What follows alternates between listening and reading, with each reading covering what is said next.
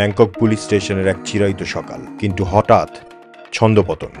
না, কোনো গ্যাংস্টার না, চোর বা সন্ত্রাসীও নয়। এবার পুলিশের মাথা ব্যথার কারণ এক বিড়াল। রাস্তা থেকে এক পুলিশ কর্মকর্তা উদ্ধার করেন একটি আমেরিকান শর্ট হেয়ার বিড়াল। মায়া লেগেছিল, তাই হেফাজতে আনেন থানায়। কিন্তু থানায় পা দিতেই চরিত্র বদলে যায় বিড়ালটির। মায়াবী চেহারার সেই বিড়াল হয়ে ওঠে এক আগ্রাসী আক্রমণকারী।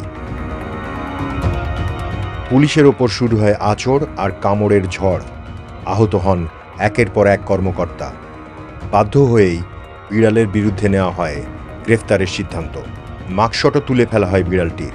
সরাসরি পোস্ট করা হয় সোশ্যাল মিডিয়ায়। পুলিশের ওপর হামলার অপরাধে এই বিড়ালটিকে জেলে পুরে দেওয়া হবে যদি না মালিক এসে জামিনে ছাড়িয়ে নেয়। শুরু হয় ইন্টারনেট জুড়ে তোলপাড়। হাজারো মানুষ আগ্রহী হয়ে ওঠে বিড়ালটিকে দত্তক নিতে।